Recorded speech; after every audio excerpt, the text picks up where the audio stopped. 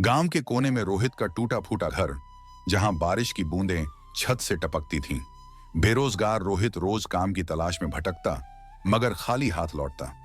पत्नी संजना, जो शहर से ब्याह कर आई थी, अब अंधेरे और तंगहाली से जूझ रही थी। मां सविता, जो कभी घर की जान थी, अब उम्र और बीमारी से कमजोर हो गई थी। उस रात तेज बारिश हो रही थी और चूल्हे पर बस 2 रोटियां थीं।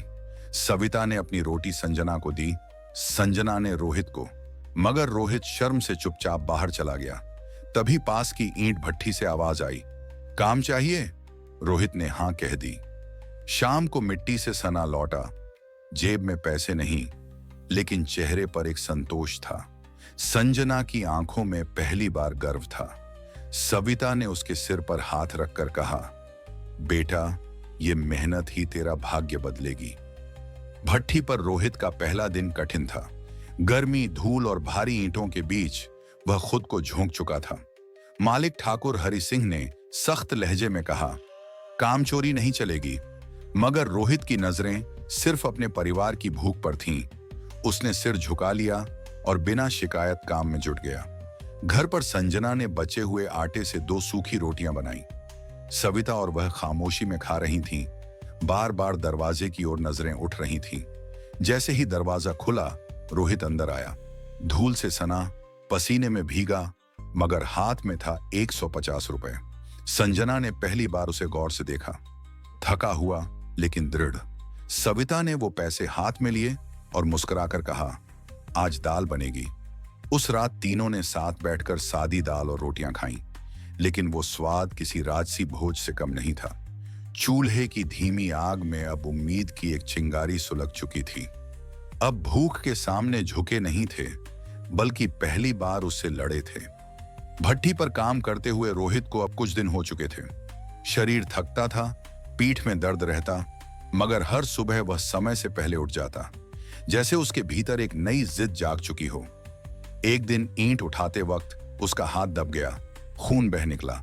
साथी मजदूर बोले, आराम कर ले, मगर रोहित ने अपने कपड़े की पट्टी बांधी और दोबारा काम पर लग गया। उसके लिए रुकना अब लग्जरी था। शाम को घर आया तो संजना घबरा गई। उसने हल्दी लगाकर घाव बांधा, पर कुछ कह न सकी। उसकी आंखें सब कह रही थीं। सविता ने बेटे का हाथ पकड़ा और कांपती आवाज में कहा, तू अगर टूट गया तो ये घर भी बिखर जाएगा। रोहित ने मां का हाथ थाम लिया। जब तक तेरा आशीर्वाद है मां, मैं कभी नहीं टूटूंगा। उसी रात संजना ने पुरानी सिलाई मशीन निकाली, जो बरसों से बंद पड़ी थी। अगली सुबह वह पड़ोस की औरतों के कपड़े सिलने लगी। अब घर में सिर्फ रोहित ही नहीं, संजना भी मेहनत की गाड़ी खींच रही थी। संघर्ष के बीच एक नई रोशनी ने जन्म लिया था, साझेदारी की। संजना की सिलाई मशीन अब हर रोज चलती थी। पड़ोस की औरतें पहले तिरछी निगाहों से देखती थीं, पर अब अपने कपड़े सिलवाने के लिए संजना के पास लाइन लगाने लगीं। उसकी कढ़ाई में ऐसा हुनर था कि पुराने कपड़े भी नए लगने लगे। सविता पहले चुपचाप देखती रही। उसे संकोच था कि बहू बाहर की औरतों से मेलजोल कर रही है, लेकिन जब उसने देखा कि संजना थककर भी मुस्कुरा रही है और घर के लिए कुछ करना चाहती है, तो उसका दिल पिघल गया। एक दिन सविता ने थकी हुई संजना के सिर पर हाथ फेरा और कहा, तू तो इस घर की लक्ष्मी निकली बहू। संजना की आंखें नम हो गईं। बोली, मां जी, ये घर अब मेरा है। मैं नहीं चाहती कि आपका बेटा थक कर आए और थाली खाली हो। उसी रात पहली बार घर में गुड़ की खीर बनी। मिट्टी के चूल्हे के सामने तीनों ने साथ बैठकर खाया, हंसते हुए, सुकून के साथ। बाहर आसमान में बादल गरज रहे थे, लेकिन इस छोटे से घर की छत अब मजबूत हो चुकी थी, भरोसे, प्यार और मेहनत की ईंटों से। एक सुबह सविता की तबीयत बिगड़ गई। उसे तेज बुखार, सीने में जलन और सांस लेने में तकलीफ होने लगी। रोहित घबरा गया। बिना देर किए वह मां को सरकारी अस्पताल लेकर भागा। डॉक्टर ने कहा, उम्र ज्यादा है, कमजोरी खतरनाक हो सकती है, दवा, पौष्टिक खाना और आराम जरूरी है। पर दिक्कत थी, पैसे नहीं थे। घर लौटकर रोहित गुमसुम बैठ गया। संजना चुपचाप उठी, अपनी शादी की चूड़ियां निकाली और पास की दुकान पर जाकर बेच आई। जब वो दवाइयों और दूध का पैकेट लेकर लौटी, रोहित की आंखें भर आईं। ये चूड़ियां, संजना ने मुस्कुराकर कहा। मां की सांसें ज्यादा कीमती हैं। सविता सब समझ गई। उसने बहू का हाथ थामकर कहा, तू बहू नहीं, बेटी है मेरी।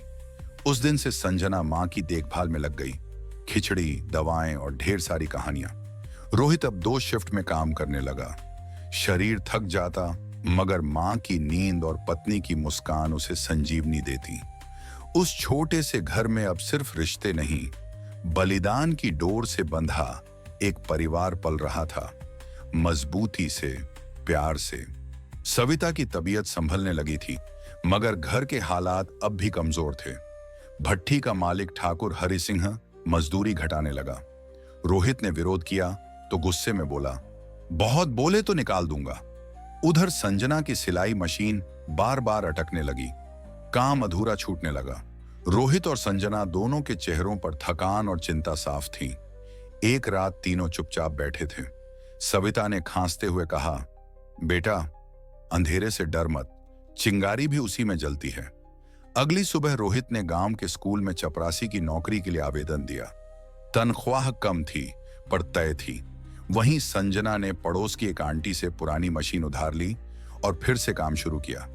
धीरे धीरे हालात दोबारा संभलने लगे। छोटे छोटे कदम, मगर मजबूत दिशा।